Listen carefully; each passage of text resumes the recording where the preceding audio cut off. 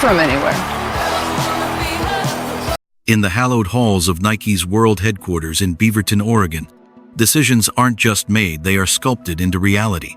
They are etched into the very architecture, whispered in the hum of design labs, and screamed from the walls of the Bo Jackson Fitness Center. It is a universe where cultural currency and athletic performance collide, where billion-dollar bets are placed on human potential. And right now, that entire universe is undergoing a silent, seismic revolution.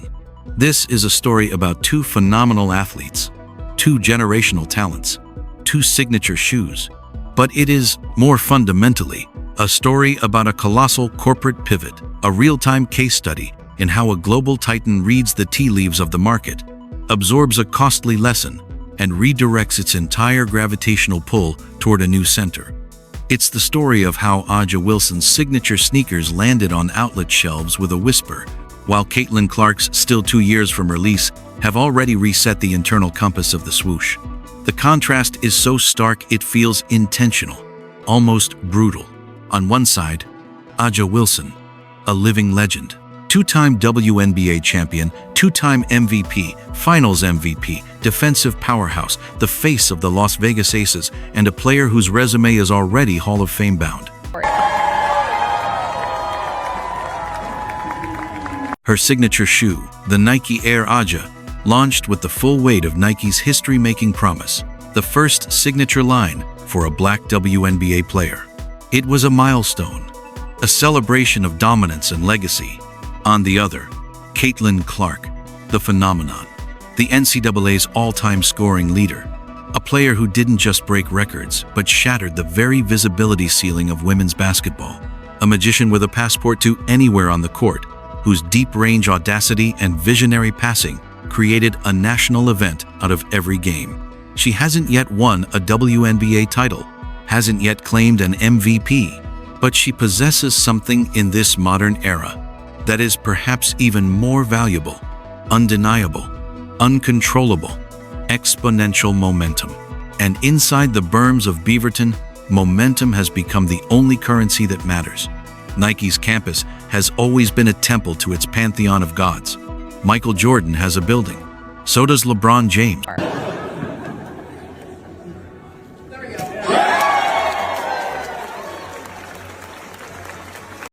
Serena Williams. Their spirits are literally baked into the concrete and glass. Walking these halls is a constant reminder. You are in the presence of engineered greatness. But lately, a new spirit has begun to permeate the air. It's palpable. It's in the artwork, the conversation, the energy. It's the spirit of Caitlin Clark. The shift wasn't subtle. It was a corporate decree manifested physically. Posters that once featured A'ja Wilson's powerful, poised visage were taken down not during a quiet weekend update, but in a swift, deliberate campaign. Display cases that chronicled her journey from South Carolina to Las Vegas were emptied and reconfigured. The narrative architecture of the campus was being rewritten, room by room, hallway by hallway. In their place, a new iconography emerged. Massive floor-to-ceiling visuals of Clark, mid-motion, ball-tucked, eyes locked on a horizon 30 feet away. The now iconic "From Anywhere" tagline dominates walls, transforming sterile corridors into live galleries of her brand. Her double C logo is everywhere, on digital screens in break rooms looping her highlights, on placards in executive meeting rooms next to performance data charts. Even typically utilitarian spaces, like covered walkways and parking garage walls, are now draped with colossal murals of her in her Iowa and Indiana fever colors. This isn't mere promotion.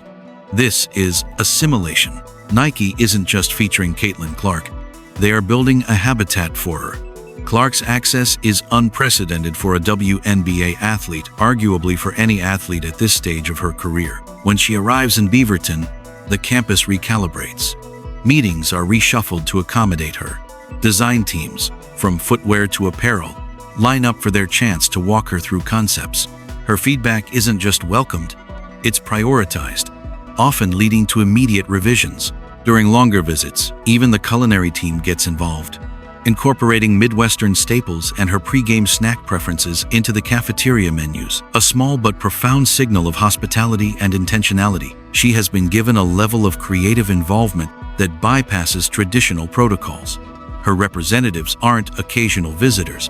They have become embedded fixtures, sitting in on daily design sprints. Her personal trainer utilizes Nike's cutting-edge performance labs. Her shooting coach collaborates directly with biomechanical engineers, breaking down her form frame by frame to translate its genius into product innovation. A permanent workspace has been carved out for her on the executive floor, a space of permanence and belonging that signals a long-term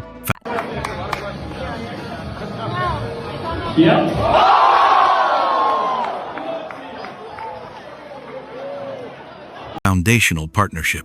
While other athletes operate on a visit and consult model, Clark operates as a resident creative director. Design labs are dense with prototypes bearing her name, and her aesthetic choices, clean, bold, confident, are already influencing the broader women's basketball line.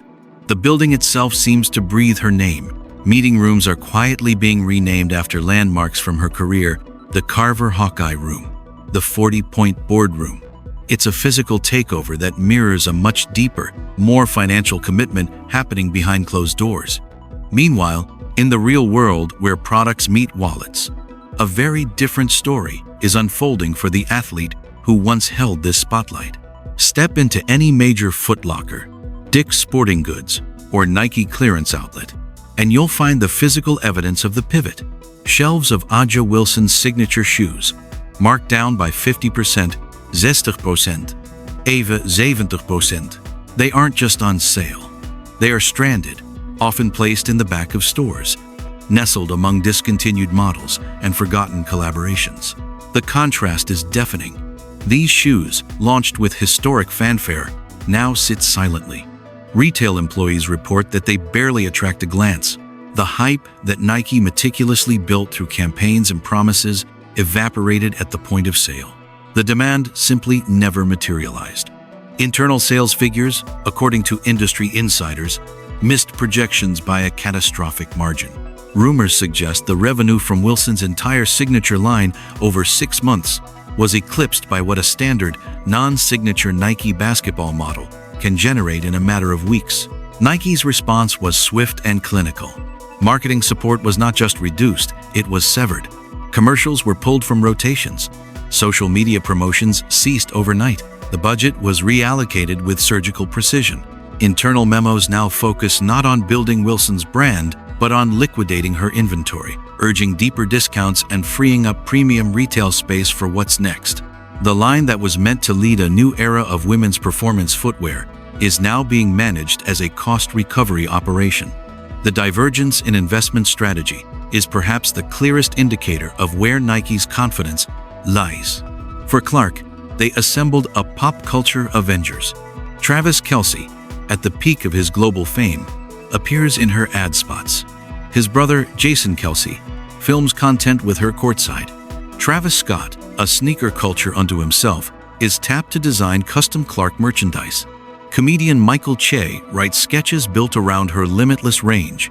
Each of these collaborations represents a massive financial outlay and a strategic cannonball into the deep end of cultural relevance. Nike isn't testing the waters with Clark, they are claiming the ocean. Concurrently, the erasure of Wilson's presence within Nike has been methodical. Employees confirm receiving directives to remove Wilson-related materials and replace them with Clark content. Her former dedicated design consultation room has been repurposed into Clark's private creative studio. A photo gallery celebrating Wilson's championship milestones now tracks Clark's record-breaking rise. Even the symbolic gesture of a reserved parking spot was quietly reassigned to Clark's entourage. This isn't just a change in marketing focus. It's a wholesale transfer of institutional energy. The headquarters no longer feels like a neutral corporate office. It feels like a monument to a single, chosen future. And at the heart of that future is a product, the yet-to-be-named Caitlin Clark signature shoe, slated for 2026. Insiders treat this project with a level of secrecy usually reserved for national security or a new iPhone. Code names are used. Access is restricted, But from the fragments available, a picture emerges of the most technologically ambitious and lavishly funded women's basketball shoe in history. Clark didn't just lend her name to a pre-existing template. She spent approximately 8 months embedded in Nike's most advanced research and development labs, the same halls that birthed the Vaporfly and the LeBron line. The process was forensic. Engineers developed custom pressure mapping insoles, creating dozens of prototypes to track her unique movement signatures: the explosive sidestep, the rapid-fire pull-up, the physics-defying launches from near half-court. Every element was deconstructed and rebuilt around her biomechanics. Her shooting motion directly informed the shoe's weight distribution and balance points. Her cutting patterns dictated the traction geometry, engineered to grip during the sharpest, most punishing changes of direction. The cushioning system utilizes a proprietary, responsive foam compound Nike had never before deployed in basketball, tuned to provide energy return specific to her kinetic chain and to adapt to varying court surfaces. They even re-engineered the collar and lacing system to accommodate the specific ankle flexion and foot shape required for her step-back jumper, removing any point of stiffness or friction. The development budget for this single shoe line, according to sources, has already dwarfed the total investment in A'ja Wilson's entire campaign. It is, unequivocally, Nike's boldest statement of commitment to women's basketball, not as a side project, but as the forefront of performance innovation. The most telling sign of Clark's market power isn't in Beaverton or on clearance racks. It's in the organic demand that precedes her product by years. Player-exclusive, PE colorways, inspired by her unofficial homages in Iowa yellows and fever blues, have already appeared on the feet of NBA stars like Stephen Curry and Tyrese Halliburton. This is a phenomenon almost without precedent. Elite male professionals voluntarily wearing the branding of a rookie WNBA player before her shoe even exists.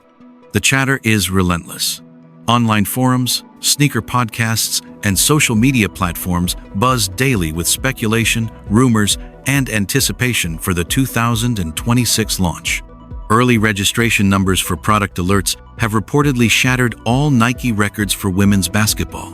Resale platforms are bracing for an instant sellout and secondary market frenzy. The momentum is a self-sustaining cyclone, and Nike is happily standing in the eye, directing its path.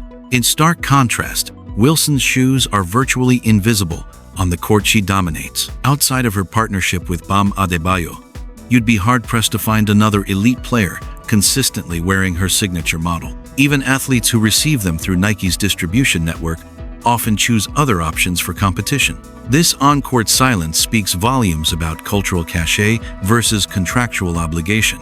So, how did we get here? How does a corporation so famously loyal to its icons make such a decisive public pivot? The answer lies not in a failure of Wilson's talent, which is unimpeachable, but in a harsh corporate reassessment of what drives modern consumer engagement. Nike's experience with the A'ja Wilson rollout served as a costly, clarifying lesson. They learned that in today's landscape, elite performance championships, MVPs, Defensive Player of the Year awards is merely the price of entry. It gets you a seat at the table, but it doesn't guarantee that fans will buy what you're selling.